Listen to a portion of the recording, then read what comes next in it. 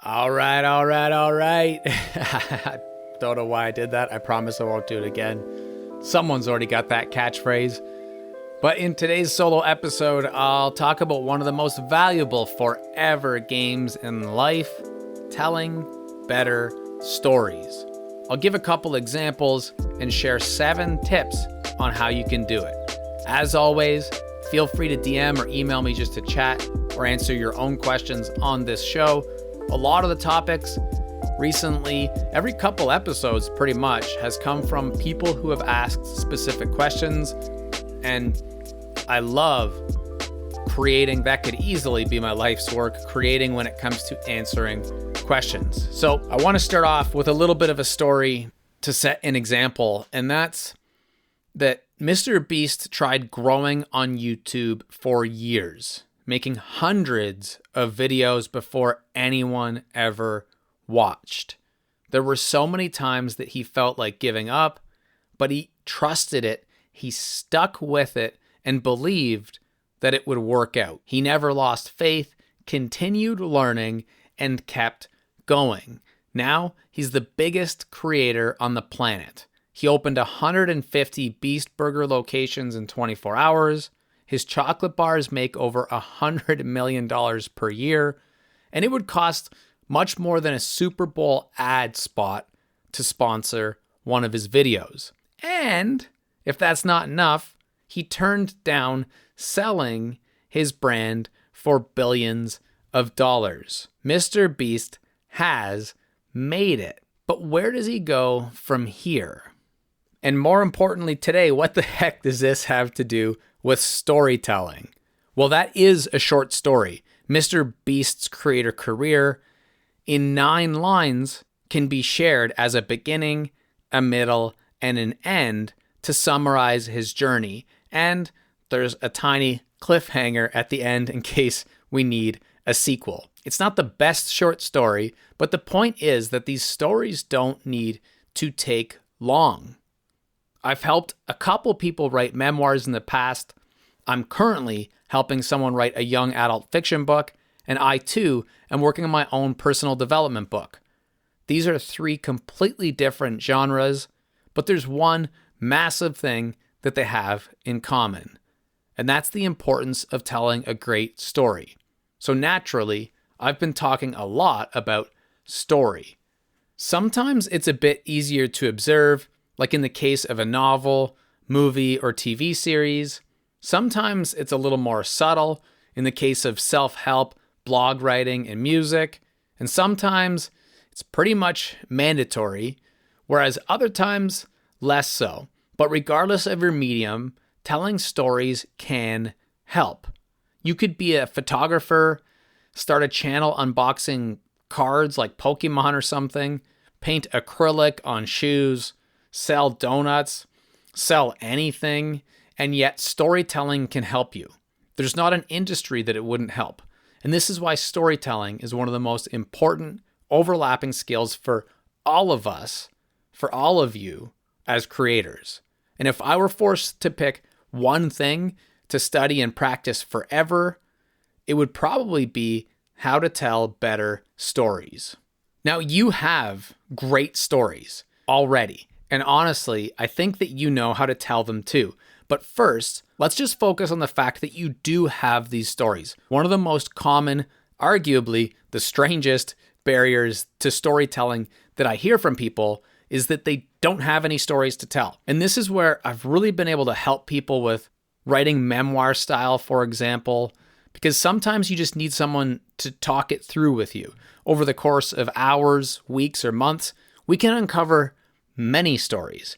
And so that's one thing you could do is chat with someone else who can help you think of moments in your life that you would love to retell, but maybe you don't even know that until you start talking it out. And there's also a way that you can do this yourself. When I'm helping someone else, I do this with a mind map, a brainstorm, and you can do this on your own. Brainstorm your stories on a mind map. Just start with your name in the middle and like Jessica's stories or Jamie's stories. Sit with that pen and paper and start jotting down any moments you remember from your entire life and draw some connections between where they are, doodle, make notes, write down some feelings and ideas. And in my experience, if you do this with yourself or with someone else, you're going to have a bunch of stories in no time.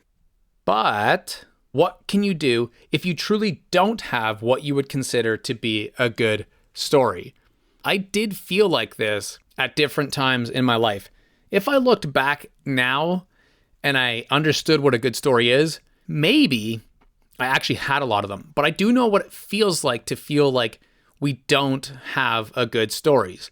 I would look at other authors, musicians, athletes, creators, and public speakers and think, I could do that if only I had good stories to tell too. You know, that idea that I wish I had some awesome stories. But I've since realized two things. First off, I was looking at it all wrong. I did have stories to tell. The difference was that these people learned how to package those stories. Or in many cases, someone else packaged them for them and told them what to say. And the second thing is that I could create stories. Stories are replenishable. This part's kind of cool. If you feel like you've told most of your good stories or you don't have anything, then you could do a couple things. You can tell other people's stories, like I did with Mr. Beast earlier on. And again, these could be super short, like a social media post, or they could be long, like a 4-part documentary series you hope to post on Netflix or Prime or Apple. They could be fully thought out ideas, or they can just be quick recounts of something you've learned. Another thing that you could do is create your own news stories for yourself. Go out, meet people, attend or host events, collaborate, try new things, volunteer, take on new challenges. But this time, you would go into those experiences with a lens for remembering stories. When something seems like it could be interesting to an audience, anything at all, jot it down. You never know what people will connect with, and you can even plan these a tiny bit. We don't want the experiences to be too prescriptive, but you could get fairly specific. I'll give you an example. I'm writing my own book right now, and I've been thinking a lot about wisdom. The fact that both young kids and seniors are extremely wise. And when I was a kid, I used to volunteer in a senior's residence and a daycare. And so I've been reflecting on those days while I've been doing my writing, and I think I might actually go back to those locations. I could ask some kids what they would want to be when they grow up, or some of the fun life lessons that they've learned already, and just see what comes out. And I could ask some of the seniors advice that they would give their younger self. I have absolutely no doubt in my mind that these experiences would lead to some pretty great stories from day one. I don't know what they would be, but they'll be something. And that's the exciting part about life. Stories happen, and we have the opportunity to capture them, but it can be tough to plan them. Now, it's important not to overthink the definition of a story. A story could be long or short, like I said earlier, documentary, single social media post. It simply needs to include a series of things happening. And they can be extremely simple, like the 9 lines I shared earlier, or what about some of the classic nursery rhymes? Ring around the rosy, pocket full of posy, Asha, ashes, we all fall down. Jack be nimble, Jack be quick, Jack jump over the candlestick. Jack and Jill went up the hill to fetch a pail of water. Jack fell down, broke his crown, and Jill come tumbling after. Basically, 3 parts to little stories, super quick. And so, what are some things that could be tangible, practical takeaways today when it comes to telling stories and increasing the power that your messages have? Before I share a few tips, I just want to point out that storytelling is so special because it's yet another infinite game. We can get better and better and better at telling stories forever. So I'll keep it pretty simple. There are a few things that come to mind, but remember that you just need to keep practicing, keep improving, keep learning. And so while you're doing that, a few things that can help are to keep it simple. A good story is easy to understand It should be around the 5th grade level in terms of language. Don't make it any longer than it needs to be. Remove the fluff, no extra stuff, and don't rush the pace or rate of revelation. Just let your story breathe. No and then. This is a fun one. There's a funny moment in the movie Dude, Where's My Car? Where the person working the drive-thru window keeps saying, and then, and they're having to say back a bunch of times, no and then, no and then, because their order is finished, but the person in the booth just keeps asking, and then. And it's a great way to remember the main storytelling tip that the creators of South Park, Matt Stone and Trey Parker, share. Don't create and then moments. Instead, make your beats or events lead to each other. Connect these different moments. For example, this happened, so this happened, because this happened, so this happened. They're all connected, as opposed to disconnected events like this happened, and then this happened, and then this happened, where there's just a series of things happening that aren't truly connected. Hooks and headlines. You need to grab attention, so you should spend disproportionate time on the headline and the hook.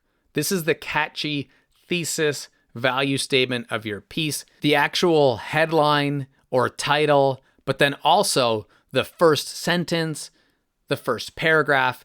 It creates intrigue, and without it, no one will keep listening to your story anyways. Engage emotions. Use power words that connect with your audience on an emotional level. You can look up what power words are, and there's like this massive wheel or list of more emotional synonyms. So you can switch words out for things that feel a little bit more emotional to us, and it just makes our stories more impactful, memorable, worthwhile, and intrinsically, the consumers of the story feel like they didn't waste their time. Show, don't tell. This was a huge moment for me, and I see it as like a filter or a lens when I'm reading other books now. The idea that rather than explaining, use immersive words and phrases that tap into the senses of sight, sounds, smells, and tactile experiences to create a vivid picture in the audience's mind. No matter what we're doing, you want to create visuals as opposed to just outright explaining. And then there's just 3 more here. Relatable characters. This seems a bit obvious, but developing the archetype of your character in a way that makes them feel understood. The consumer of the story feels intrigued and is connected to the character. We can give characters depth by adding really unique traits that allow them to stand out, specific, important desires, and challenging, interesting conflicts. And then finally, using a framework. Now, these can be a bit abstract, maybe something we can look at in more detail later, but I'll give a couple examples for now.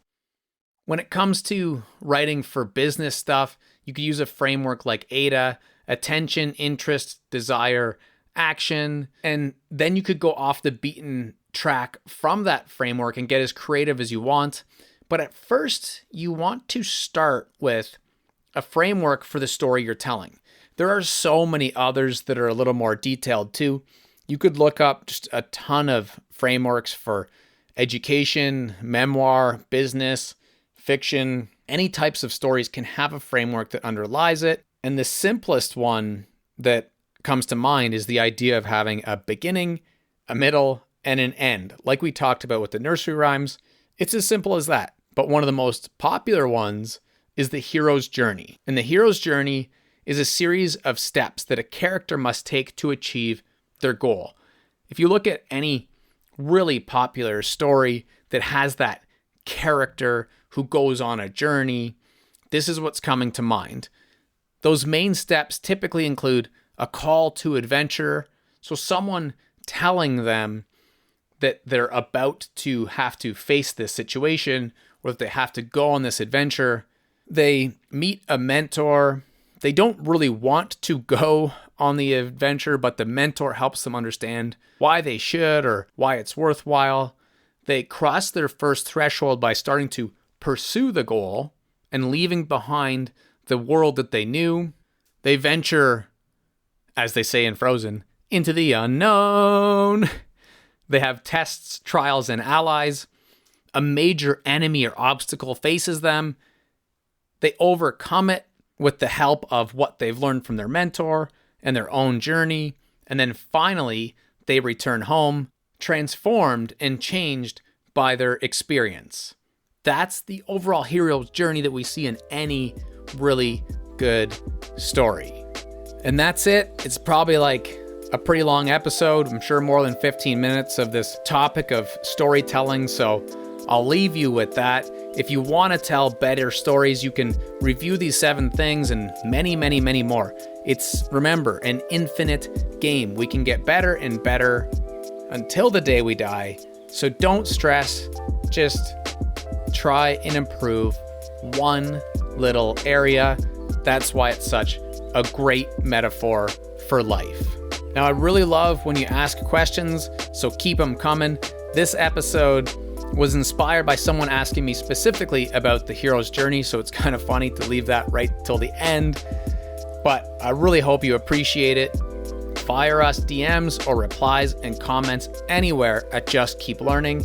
And one of the best ways that I've been sharing a lot of the things that I learn when it comes to helping people achieve their own big dreams is in the newsletter. So be sure to subscribe. Pass this show or the newsletter along to some friends. I'd really appreciate that. I hope you have an amazing day. Until the next time, all the best. And remember, just keep learning.